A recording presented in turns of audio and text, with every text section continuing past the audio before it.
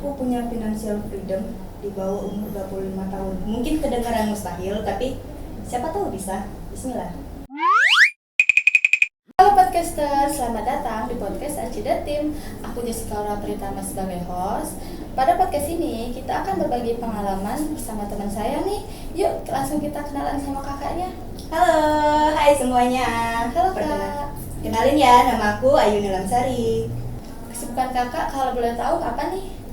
Kesibukan saat ini selain mengikuti kursus komputer, aku juga kerja. Pernahkah belajar SMA atau SMK? Di mana itu? Oke. Nah, sebelum ngikut kursus komputer, aku tuh sekolah di SMA Negeri 2 Lahat yang ada di Jalan Jaksa Agung. Oke, sekarang masih sekolah atau sudah lulus? Ya, sudah lulus karena sudah lulus. Ya karena memang sudah lulus. Jadi kalau masuk SMA itu nggak ada jurusannya ya? Nah, kalau di angkatan aku sekarang ini udah nggak ada lagi jurusan IPA IPS itu udah nggak ada lagi, udah ngikut di jurusan kurikulum merdeka. Oke, gimana pesan kakak pertama masuk sekolah itu? Kesanku pertama kali masuk sekolah SMA Negeri 2 Lahat itu kayak luar biasa ya, wow, kayak kelihatannya wah inikah sekolah nomor 2 di Kabupaten Lahat, ngeri banget persaingannya ya. Lalu itu sekolahnya full day atau apa? Kalau di angkatan aku waktu masih masa sekolahku itu nggak full day, Senin sampai Sabtu tetap sekolah. Nah, kalau di angkatan terbaru ini itu baru full day sih. Oke, soal pelajaran apa yang paling kakak sukai? Kalau soal pelajaran yang paling aku sukai itu lebih ke seni budaya dan keterampilan, karena lebih banyak praktek, tidak perlu buku, bahkan gurunya pun chill, have fun saja. Apakah pelajaran yang bikin kakak merasa kesulitan? Kesulitan? Kurasa ini pelajaran sejuta umat sih yang membuat semua orang kesulitan. Nggak usah ditanya mungkin ya, matematika. Oke. Kalau di sekolah tipe kakak itu bagaimana sih sebagai murid? Apa ya? Pendiam mungkin. Kamu tau nggak sih kayak karakter-karakter di film-film fiksi? Oh my god, cewek yang sangat pendiam, kutu buku. Tapi enggak sih, aku nggak gitu. Ya tapi kelihatan sih kelihatan dari mukanya nggak gitu. Iya. mau ini ya, kayak jadi cewek pendiam seperti ini kan, cerita fiksi itu kan, pendiam, kutu buku, baca di samping jendela. Tapi nggak bisa. Ini juga kenapa yang nggak bisa ya? Mungkin kepribadian ya. Wow. Menurut kakak apa sih tantangan terbesar waktu sekolah?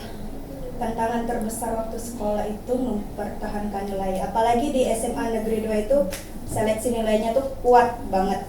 Dan ya diskriminasi, kurasa hampir di setiap sekolah punya diskriminasi nilai, diskriminasi kelas. Itu sulit banget buat mertahanin nilai. Pernah ngerasa jenuh nggak? Jenuh? Atau kehilangan semangat buat sekolah? Pernah waktu itu kayak dah males, gurunya aja nggak menghargai gitu, udah sih. Tapi ya mau putus semangat pun juga teman-teman aku tetap nyemangatin, jadi nggak bisa gitu langsung putus semangat. Jadi mau nggak mau ikut arus. Oke. Momen yang paling indah ya mungkin sama temennya atau apa gitu, atau ada pacar. Beda. Iya, kayak hidup aku di Biasa aja. sekolah ya, hidup aku di sekolah tuh kayak air gitu loh, ngalir aja udah, jatuh ya jatuh udah. Emang gak ada tantangannya gitu? Apa tantangannya ya? Ya kan ngalir aja udah. Jatuh ya jatuh, naik ya naik udah. Pernah ngerasa nggak sih kalau sekolah itu terlalu menuntut buat gitulah, buat pinter gitu? Untuk buat pinter ya. Iya sih, awal-awal masuk sekolah tuh emang dituntut harus bisa semua gitu. Tapi pas udah di kelas 11 ya udah terserah kalian pinternya di mana, bagusnya di mana, soalnya ini kurikulum merdeka, nggak bisa dipaksain. Tekanan apa sih yang paling kakak ini sebagai seorang pelajar? Tekanan apa? Tekanan atau belajar atau sebagai apa gitu? Apa ya? Tekanan sebagai pelajar lebih ke ini sih, apa namanya, kayak tekanan pertemanan, tekanan sosial. Kalau buat nilai itu bisa mempertahankan sendiri ya, karena kan itu tergantung diri kita kalau buat nilai. Tapi kalau buat sosial itu pertemanan, ya mau nggak mau harus punya relasi sendiri. Dan gimana ya, itu bisa jadi tolak ukur kita bisa atau enggak. Nilai itu nggak perlu, yang penting itu relasi. Yang penting kita tuh ada kemampuan nggak sih? Iya, harus circle. Karena kalau udah ada circle tersingkir. Pernah ngerasa kurang percaya diri nggak kalau di sekolah atau dipanggil depan kelas gitu, tapi kita tuh gugup? Kalau yang itu hampir setiap orang ya? setiap hari. Kirain setiap orang. Setiap hari, karena apa ya, kayak kelihatan aku tuh mudah ngobrol padahal aslinya tuh enggak gitu, enggak tahu masalahnya, tergantung. Oh, jadi netral gitu? netral ya. Kamu tahu ambivert? Enggak, apa itu? Nah, pertengahan antara introvert sama extrovert. Oh, ya itu netral tadi kan? Iya. Menurut kakak nilai akademik tuh penting gak sih? Kalau dulu sih aku mikirnya penting ya, tapi makin kesini makin kayak nilai akademik tuh nggak usah nggak sih, yang penting kita skillnya dulu, baru ditanya akademiknya bisa atau enggak. Pernah gak sih bandingin diri kakak dengan orang lain? Bandingnya pernah, tapi yang kayak gini loh, bukan yang kayak dia bisa kenapa aku enggak, bukan yang kayak gitu, lebih ke kayak dia bisa, oh aku lebih bagus, kenapa emang? Oh, jadi maksudnya tuh percaya diri ya, gitu? Iya dong, percaya diri dulu, malunya Iya, nanti. iya. Jadi setelah lulus sekolah itu ada kegiatan lain atau kuliah, kursus gitu? Setelah sekolah itu nggak ada kegiatan lain selain kursus. Bahkan aku ikut kursus pun ini waktu itu masih sekolah, tinggal sisa 1-2 bulan lagi sekolah, lulusan udah selesai. Tapi aku udah ngikut ini kursus di Palkomtek. Jadi waktu kursus itu dipaksa atau kemauan sendiri? Itu kemauan sendiri, soalnya ngelihat teman-teman aku ngedaftar kuliah, tes kuliah, aku ngerasa kayak aku pengen ngelompatin mereka duluan, gimana gitu ya. Apa sih alasan utama kakak ikut kursus? Pertama itu kemampuan teknologi aku, kemampuan komputer aku itu bisa dibilang jauh di atas teman-teman aku, jauh di bawah rata-rata anak seumuran aku gitu loh. Terus tuh juga ya itu tadi yang sebelumnya tadi, aku mau ngelompatin temen aku yang lagi kuliah saat ini. Waktu itu kursus terasa penting atau sekedar coba-coba? Kursus waktu itu aku ngerasa kursus itu sekedar coba-coba, soalnya ini ilmu yang dipakai itu nggak jauh beda dari apa yang biasa aku pakai sehari-hari, apa yang biasa aku pakai saat di sekolah. Kursus yang kakak ambil itu tentang apa? Tentang komputer, ilmu komputer, digital marketing, dan apa lagi ya waktu itu ya. Lumayan banyak sih soalnya. Kenapa sih kakak memilih bidang kursus tersebut?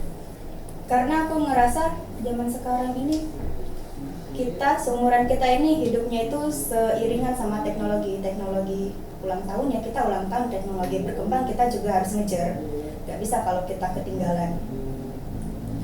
Lalu harapan kakak sebelum ikut kursus itu apa sih? Harapan sebelum ikut apa ya, aku pernah berharap kayak aku kalau ikut kursus punya sertifikat, punya ilmu, mungkin aku diterima kali ya di bidang perkantoran atau semacamnya, biar nggak nambah pengangguran di negara ini gitu, dan nggak jadi beban keluarga juga. Lalu ada ketakutan gak sih waktu pertama kali mulai?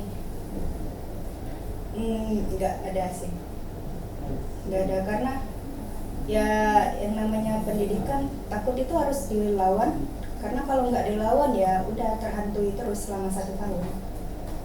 Perbedaan paling terasa antara sekolah dengan kursus itu apa? Kalau sekolah itu, ini sih yang paling terasa ya sih. Kalau sekolah itu beneran terikat sama jam, sama waktu. Tapi kalau kursus itu enggak juga.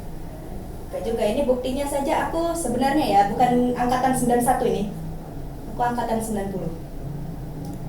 Udah berkali-kali pindah, tapi tetap diperbolehkan. Karena di sisi lain kita ngejar, ada yang kita kejar, dan di sisi lainnya juga pendidikan harus ikut. Jadi nggak apa-apa. Sedangkan kalau di sekolah itu nggak boleh, harus terikat sama waktunya. Momen apa sih yang bikin kakak mikir kalau keputusan itu benar? Benar. Keputusan sendiri maksudnya. Oh, keputusan buat ikut kursus ini atau Iya. gimana? Momen apa ya?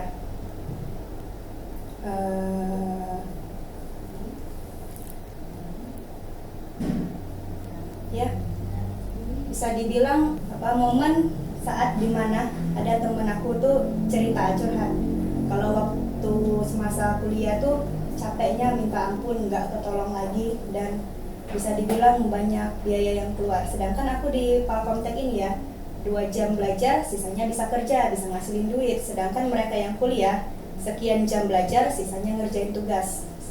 Duit hilang, duit terkuras, dan itu pun juga nggak tahu beneran berhasil atau enggak apa yang mereka lakuin tuh. Sejak ikut kursus, perubahan apa sih yang paling terasa bagi kakak? Perubahan apa ya, lebih ke perubahan tanggung jawab sih. Tanggung jawab di Palkomtek itu apa, belajar, ngerjain tugas, dan lain-lain. Sedangkan di tempat kerja itu juga harus on time gitu. Tempat kursus nggak bisa dijadiin alasan kita telat kerja, dan pekerjaan juga nggak bisa jadi alasan kita kenapa kursusnya harus berhenti, harus ini, harus itu. Lalu cara berpikir kakak tentang masa depan berubah nggak? Berpikir masa depan yang gimana tuh maksudnya? Maksudnya tuh setelah ikut kursus tuh berubah nggak pikirannya buat masa depan? Aku rasa apa ya? Enggak sih, karena kursus komputer ini pas dilihat dari kertas atau brosur yang waktu itu ada tulisan digital marketing. Nah, sedangkan dari awal aku tuh ngerasa kayak ini kita perlu bikin gebrakan baru nggak sih? Ini aku perlu bikin gebrakan baru nggak sih buat ekonomi negara ini juga, kayak ekonomi negara ini aja nggak stabil gitu. Gimana kalau kita terlalu bergantung dengan nilai, terlalu bergantung dengan apa namanya jabatan atau pekerjaan yang gajinya segitu-segitu aja. Jadi ya Palkomtek ini udah masuk dalam list untuk mewujudin tujuan impianku. Ada nggak sih skill baru yang kakak kuasain sekarang? Skill apa ya? Kalau buat skill baru itu nggak ada, lebih ke upgrade skill yang udah ada. Maksudnya memperdalam gitu. Iya. Skill itu kepake nggak sih di sekolah ataupun sehari-hari? Kepake sih. Yang paling kepake itu ngobrol. Soalnya kalau kita terlalu ini apa namanya, terlalu terpaku nggak bisa punya omongan versi sendiri, itu bakal kayak orang tuh kaku gitu ngobrol sama kita. Pernah ngerasa capek mental atau fisik? Kalau fisik kurasa setiap hari sih. Kalau mental nggak? Kadang-kadang jarang ya, karena di rumah ada hijau. Kursus bikin kakak lebih jadi mandiri nggak sih? Ya bisa dibilang lebih mandiri, soalnya apa namanya, punya tanggung jawab sendiri gitu loh. Nggak, orang tua nggak ikutan lagi gitu. Pernah dapat respon positif tentang guru atau orang sekitar? Menyangkut apa itu pendidikan? Kursus. Pernah waktu itu masih di triwulan pertama.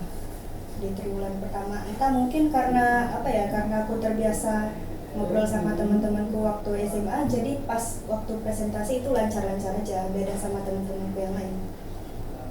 Dan juga waktu SMA aku tipe orang yang malas dan simple. Jadi waktu disuruh bikin-bikin apa itu yang ketik-ketikan gitu atau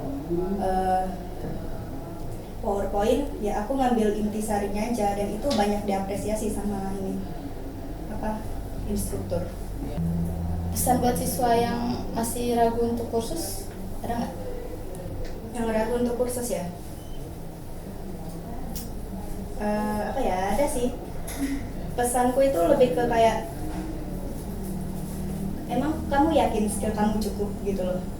Emang kamu yakin skill kamu cukup? Sedangkan waktu itu terus berjalan, kamu nggak bisa loh diam terus di sana. Kamu harus ngejar semua teknologi yang ada. AI semakin berkembang, AI semakin ngambil ahli.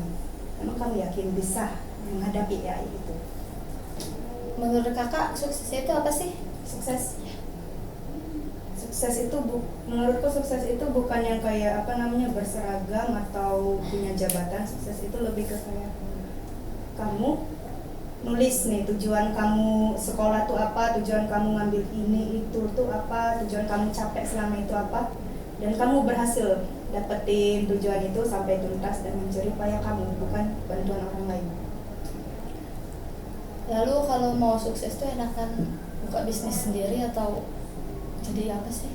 Jadi karyawan gitu.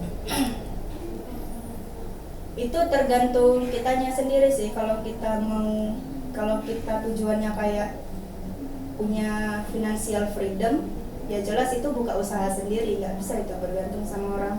Kakak lebih takut gagal atau nggak mencoba?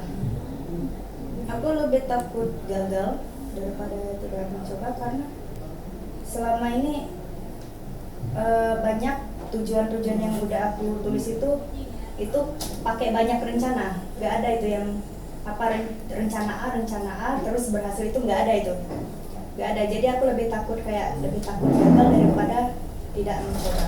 Lalu target kakak dalam waktu dekat ini apa sih?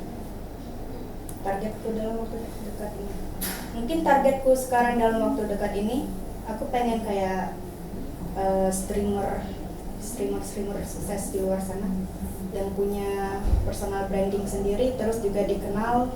Mimpi besar kakak ke depan apa? Kedepannya mimpi besarku kedepannya itu lebih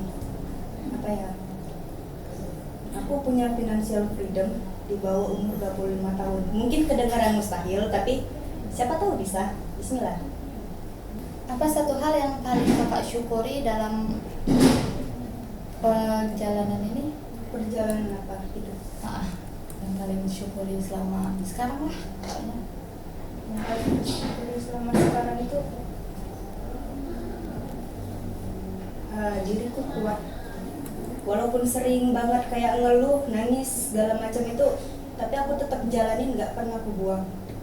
Tolong dong beri satu motivasi buat pendengar yang masih berjuang di bangku sekolah.